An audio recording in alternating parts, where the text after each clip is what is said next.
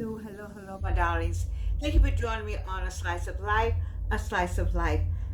Well, tonight I have a question, and I'm trying my best to ask it calmly.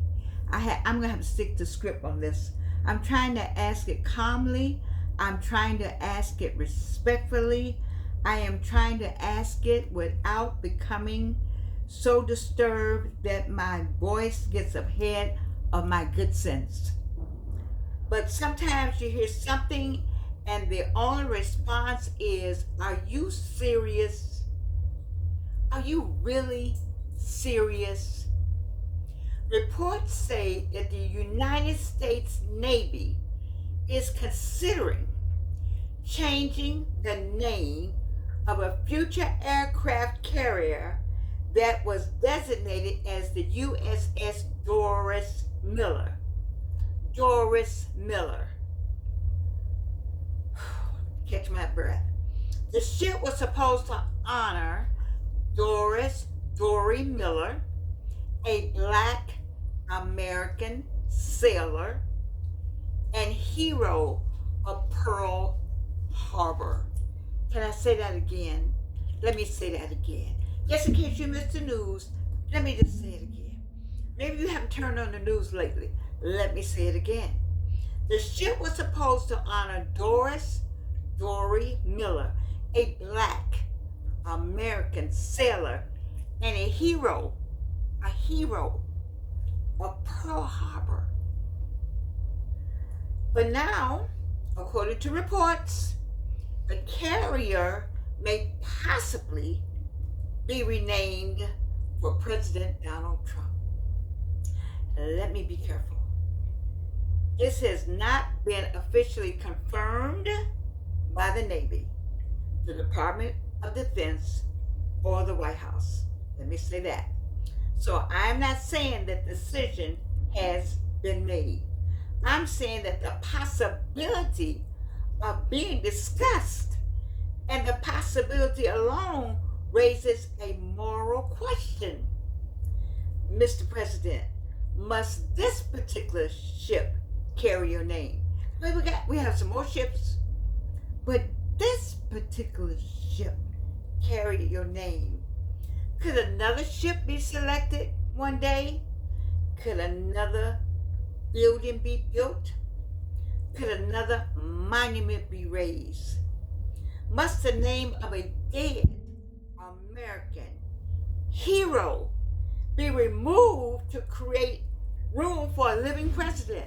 A dead American hero name is going to be removed for a living president. This is what troubles me. Because we talking about Doris Miller. Doris Miller, he was born in Waco, Texas. He joined the United States Navy in 1939. This was a segregated Navy, by the way. A segregated Navy he joined. Because he was Black, his opportunities were restricted. He was assigned as a mass attendant, a job involving cooking, serving, cleaning, and caring for the officers. Of course he was, because that's what we did. We cooked and cleaned for white people, and so we cooked and cleaned for them in the service also. Although we volunteered to be on a ship to save America. He was allowed to serve his country. He was allowed to work aboard the ship, but he was not considered worthy of being trained to operate them. Think about that.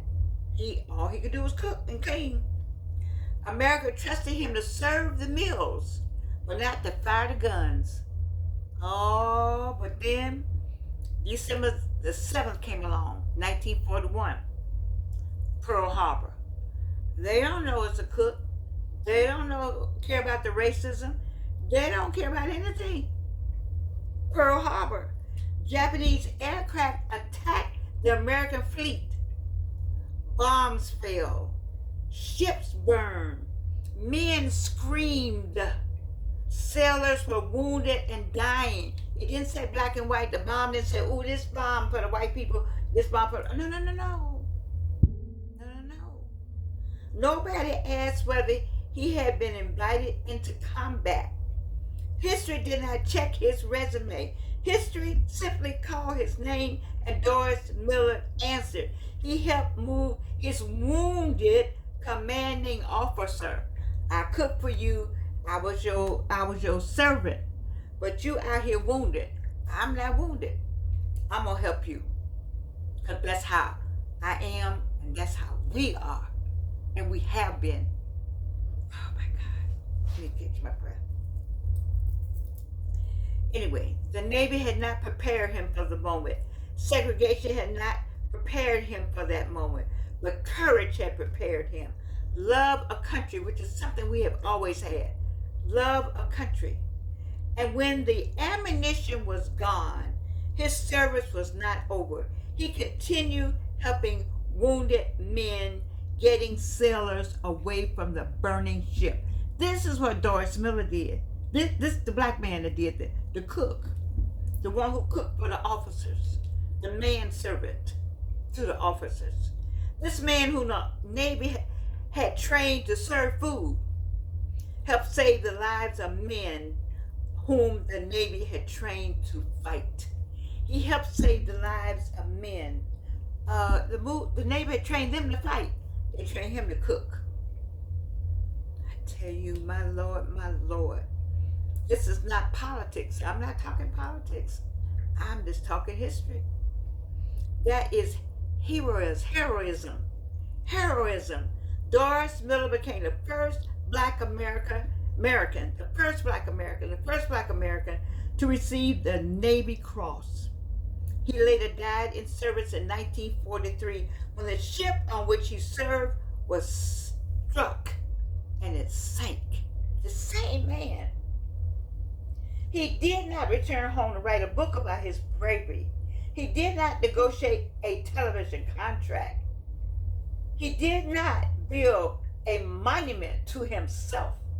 He went down with hundreds of other sailors while serving the country that had once restricted how he was allowed to serve. This was already a historic honor. When the future aircraft carrier was named for Doris Miller in 2020 during President Trump's first administration, it was extraordinary. It was to become the first aircraft carrier named for an enlisted sailor and the first name for an African American. The first. Think about that. Think about what that meant to the family. Think about what that meant to all of us.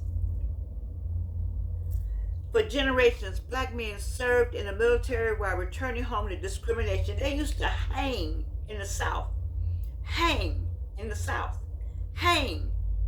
African Americans in their uniforms to show the disrespect they had for those of our people who served this country. When y'all gonna wake up? When is America gonna wake up? When is white America gonna wake up? You are the descendants of these people. You, white America, you are the descendants of some of these people.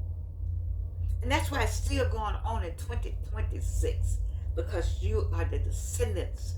Just like I'm a descendant, you're a descendant. God Almighty. They fought for freedom they could not always enjoy, and we still can't enjoy it. Doris Miller represented all those service members whose bravery was more used, but whose names too often forgotten. Naming that carrier said, okay, we finally see you, black people. We see you. But you know, we have done a lot to be seen. We've waited for that pat on the head. I taught my students, do not wait for a freaking pat on the head. You're not going to get it, and you don't need that to know who you are. Know who you are without the freaking pat on the head. But this pat on the head is a necessary pat for these people and what he did. We finally see you. We finally recognize you. We finally understand that courage does not require a high rank. You could be a cook. And just because he was a cook didn't mean he wasn't smart. The cook said, that's all we're going to give you because we're segregated. And all y'all can do, blackies, is make sure that we are comfortable as white officers. And he had to pick up his wounded officer as a black man and get him off that same ship that he cooked on. Y'all stay with me now. Honor should not have to evict honor. Honor should not have to evict honor. Now, friends, this is where I want to be fair. Aircraft carriers have been named for presidents before. Oh, they have. So don't get me wrong now. We got the Roosevelt out there now.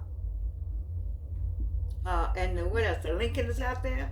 Anyway, President Trump has served as commander-in-chief, and his supporters may believe that a ship should eventually carry his name. There's a conversation the nation can have at the appropriate time. But why must this honor replace Doris Miller's honor? So we're not saying you can't have a ship. We're saying why do you want to take this man's honor from him? Why must recognition become an eviction? Why are you going to evict that name, put your name on there? Why? This is some more ships. Build another ship. You're already doing stuff. You got a house, building a house. The White House, just build you a ship. You got a place to put the landing, your helicopter. Just build you a ship. But to take this man's ship, he was a hero. And you said he was a hero, which was all very heartwarming to many of us to hear that speech. In 2020, when you were president and you put this man on a pedestal, and now it's not in writing, but the idea that there's a discussion. I hope this discussion goes away.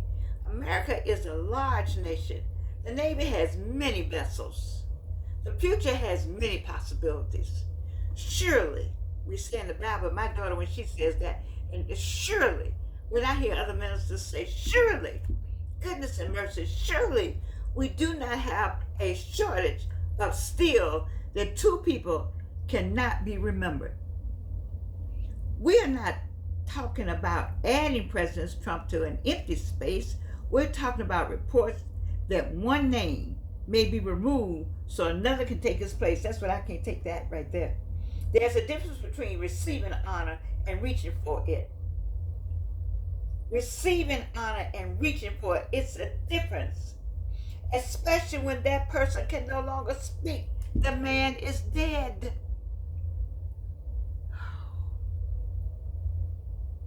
And he died serving his country. He belonged to a people whose achievements have often been removed from historical records as they are now. I, Georgianne Thomas, grateful to be with Charles Black. We are in the Smithsonian Museum. African American section. And you talking about removing all. I know Georgianne is like right here, but I'm still there. Somebody thought enough of what I've done in this country to put me there. Put Charles Black there. Put other people there. And now you want to erase all of that. Erase everybody. We still living. You want to erase the dead man who died for his country. Let this hero keep his honor. We will find another way. We get some more ships out there. Let him keep his honor. That would just be strength. That would be generosity. That would be so presidential. Let him keep his honor. It would be so presidential. You say, you know what? I thought about that. I don't think that's a good thing. I don't want to do that. It hurts. No. For Black Americans, it hurts. Because this is not isolated. We know what it means to have our stories disappear. We know that. We know about neighborhoods removed from maps. What do? Who lived here? Where did they go? Who lived here? Where did they go? What happened to them? I have a whole series, www.wholived.here.where-did-they-go.com. We know about conditions left out of textbooks. Do you think I came to school knowing anything about slavery? Well, I finished Fraval High School in 1960. Somebody tell me, I get my classmates. I just don't remember us talking about enslaved people. Maybe brushed over it. We didn't have a Martin Luther King back then, so I don't know who we knew. George Washington Carver, I suppose. We know what it means to fight and have a name finally written in the history. We know the fear of seeing somebody reach for the eraser. That is why people are reacting so strongly. I am. I don't know about anybody else. And not because black people believe President Trump can never receive an honor. He can get all the honors he wants. They're going to give him one. The Supreme Court will give him any honor he wants. His people will give him any honor he wants. But do you have to have this one? Is it because Doris Miller's honor was overdue before it was ever announced? The name USS Doris Miller was larger than one man. See, his name stood for all the cooks. He wasn't the only cook. It was a lot of cooks on those ships.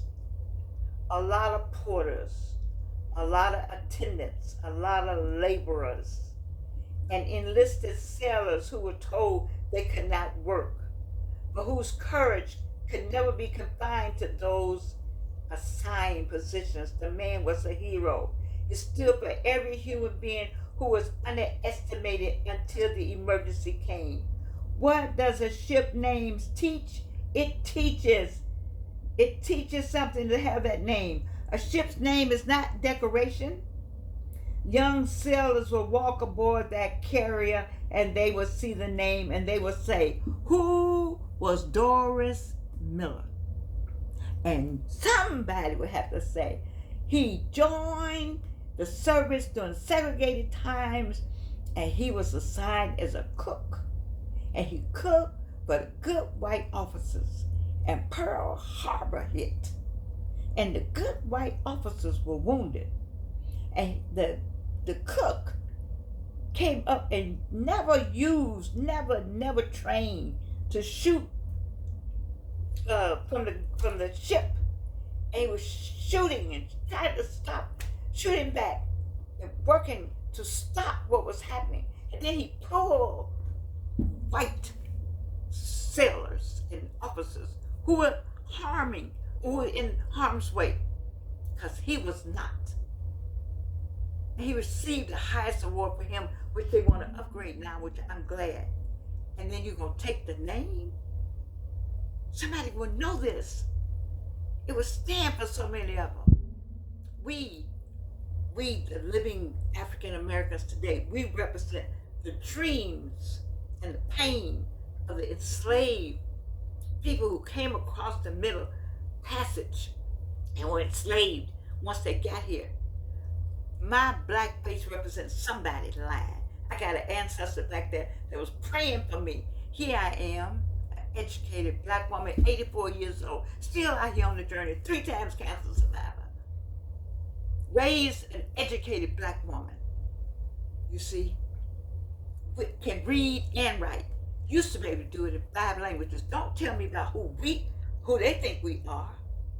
We know who we are. I know who I am.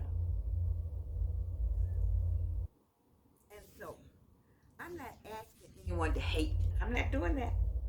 I'm not asking anyone listening tonight to hate anybody. Hatred would not protect the legacy. Name calling would not strengthen our argument. I'm not in that. Political insults, that goes on. I'm asking the President, the Secretary of Defense, Pete Heads, Navy leadership, veterans, elected officials, everybody, do not take a carrier honor away from a dead hero to give it to a living leader. A dead hero to a living leader. What are we doing? What are we doing? What can we do? What can we do? What can we do? We don't have to scream. We don't have to threaten. We don't have to fill social media with ugly language. We can contact our elected officials. We can contact members of the House and the Senate Armed Services Committee. We can write respectfully to the Department of Defense. Because as soon as you do that other stuff, we don't have to be like, what did Mrs. Obama say? When they go low, we go high. Always stay at the high end. I know sometimes you say, Jordan, Sometimes they don't understand the high end. They do not. Never have, really.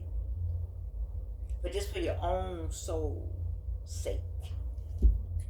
They go high. Low, you go high. The greater lesson here, my friends, the story is not about the ship, but it's about something much closer to home. Sometimes people believe that in order for them to shine, somebody else's light must be turned off. Now, we all know that. If you don't know it in any other community, you know it in the black community. Yes, I said it. I say it again. If you want to get your light shining, have your light shining, you could be sure that somebody out there that will shut it off as soon as they can. I know that. I lived through it. These 84 years, I can testify about it.